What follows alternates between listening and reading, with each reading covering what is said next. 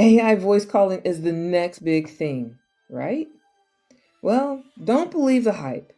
By now you've probably seen a ton of ad and heard how easy it is to set up AI voice calling, right? You just plug it in and go. Well, not so fast.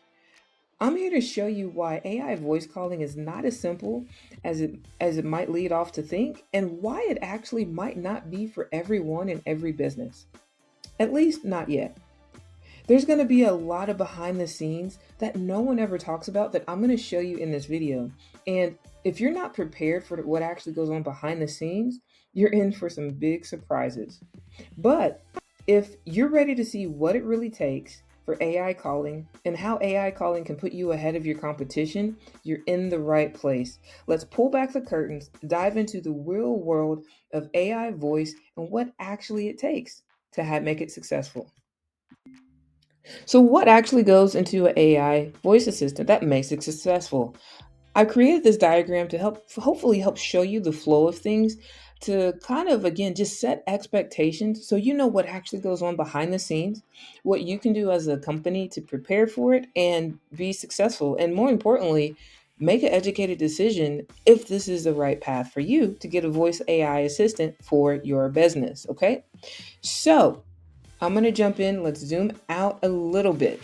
There are basically different components that goes in behind the scene of these AI voice assistants. Now, whatever path that you take, you can create this yourself. You can hire someone to create this for you. Or again, there are some plug and play systems that kind of go along the way that you can choose from. But no matter what system you choose, this is the ultimate background that is happening behind the scenes, okay? So first you have what's called a LLM, or a large language model. And I'll break these down. Don't worry.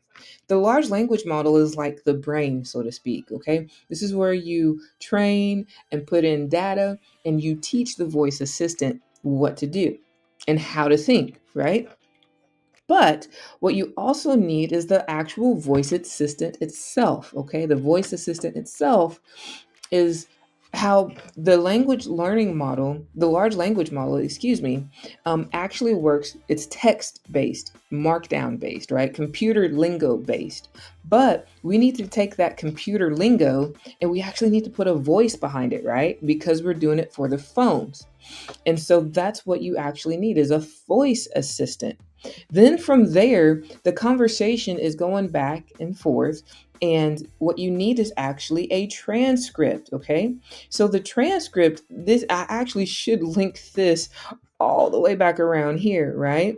Because it is kind of like it's kind of like this cycle, right? Where the LLM is creating the message, the voice assistant is speaking, the transcript is what how the LLM hears, quote unquote, hears the response of the call, and then it kind of it does this loop, right, to have the conversation. Now, after you get done with the call, there's data and analytics that is going on throughout the call. And also, let me put this over here too, because guess what? That kind of goes back to here too, right? There's data and analytics that happens before, during, and after the call. So, for example, if you're doing an outgoing call, you need to give the LLM data about the caller, right? If you're calling a customer, you want to say, hey, is this Amber? Great, I saw that you blah, blah, blah, right? Well, you have to have this data stored somewhere, data analytics and data storage, okay? So these are the main things that are behind the scenes that actually helps the live call flow. Now, from that call, you have to do a couple of things, right? Because during that call flow, you have to have what's called webhooks to do certain things in the call. For example, functionality. So, under functionality, that's hey, is the call being answered right away?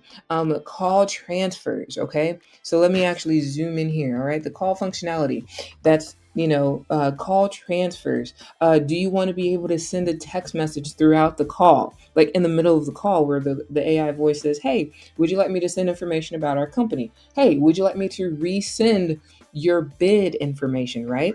That is all functionality based, and each individual functionality is a tool that has to actually be built into the system one by one. And most times that is not going to be handled inside of any of these four elements, right? It's going to be handled outside of it. And that's why you use what's called webhooks, all right? They're pretty much your connectors, right? Then you have to make sure, okay, the functionality does it, the company, you need notifications of as a company, right? If you get a call, you want to get an email or text message notification that maybe you got a quote request or how the call went, right? Or maybe you want a call recording. So we're going to have to send out those notifications. Well, what if you have a CRM, go high level, Responsibid, Jobber, whatever CRM, the system that you're using, right? After you get this notification, you don't want to have to manually input that information. So do you want that to automatically be connected from after the call is taken, right? And then reporting and reviewing. All of these things are going to need to be held somewhere, and that almost connects to here as well. There's lots of different data, right?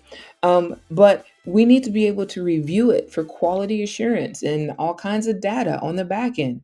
But ultimately, you know what? None of this really matters in your case, because for you, here's all you care about, right? Is it less work for you, and does it equal a great caller experience? So there's a lot of different levels for each of these things. And you know to make that experience really easy, you want the experience for you to be great, but you also want the experience for your caller to be great. So there's a lot that actually goes into it. So let me break this down again a little bit here, okay? So again, the LLM, large language model. This is where we do the pre-training, okay? So this is where we do the prompts. We teach it, what is its role? What are your tasks? How does the flow of the task go? Guardrails. We want to make sure that this AI is not going off the hinges saying crazy stuff, right? Pathways. Are there different options or paths that a conversation can go, right? And then a knowledge base, just an overall knowledge base to just really train it and hone in about your business. Then the voice assistant, all right? So again, that's the tool that actually uses the voice. But there's things that has to go into the voice, right? You don't want the voice to sound robotic. So you want to look at the tone, the accent, right? Are you a northern company in Northern America? Are you in Southern America? Are you in California? Are you in the UK, right? There actually are different accents. That you can choose in the voice quality, right? There's some actually cool, and I should do another video of how the different tones of voices are, how realistic they are. It's amazing. Modulation, right? So that's going to be the speed and volume of the AI voice assistant, right? Is it Does it pick up emotion? Is it empathetic, right? So these are all things that go into having that amazing caller experience, right?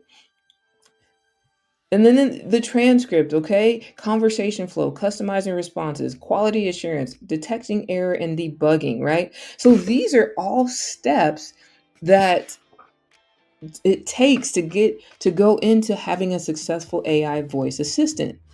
So it's really important that you as a business owner understand these things. So that way, when you go in and you're making that decision, is having an AI voice assistant the right thing to do for my business? And is it the right thing to do right now? This is the things that you have to consider, because when you have an AI voice assistant, it is not a one and done thing. Okay.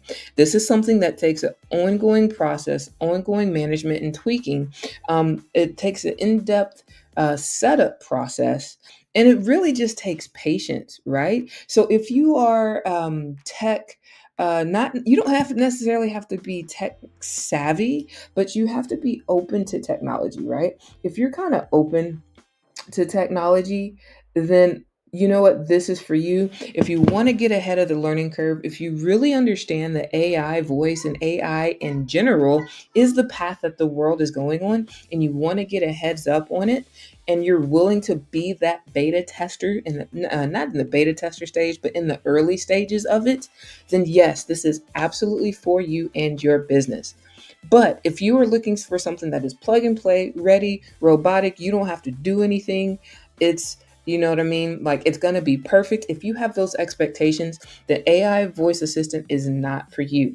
But If you are the former and you say, hey, I am a business, a technology, I acknowledge technology, I know AI is here. If this is a path that you want to go down and you're willing to be patient and give feedback and help make things better along the way, and you realize, hey, this AI voice assistant is just like a person. We have to train it, we have to be patient, we have to tweak it.